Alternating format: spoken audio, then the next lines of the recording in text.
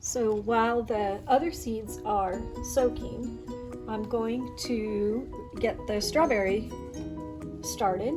And you put the disc in the water. You use warm water, 3/4 cup per soil disc of warm water over the discs.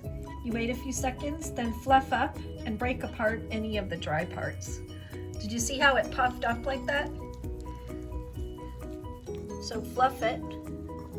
It's expanding as it goes, and you just let it expand. Then you're going to take your pot. This is the stick. All right, so our soil has expanded, and I'm just going to take my spoon and fluff it, making sure everything is wet. And then I'm going to move it over to this pot, which I'm not going to film the whole thing, but I am going to go over this.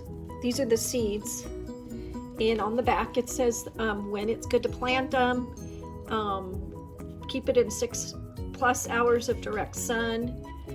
It tells you how much to water, and then I'm also going to put my fertilizer in, and you'll see that in a little bit. So this is what it looks like. These are the strawberries, and these are all the seeds. So I'm going to pause right now, and I'm going to put it all in here. So we have our seeds here, and our pot's filled up.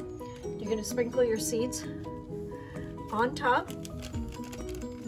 They're very tiny. Strawberry seeds are very, very tiny. And you're going to put them in there. Make sure they all go in.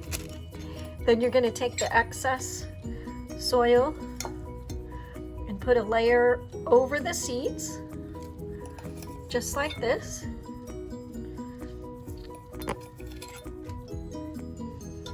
You're going to put your stake in there. All right, so these are our tomato seeds, and they've been in this water for over 24 hours now.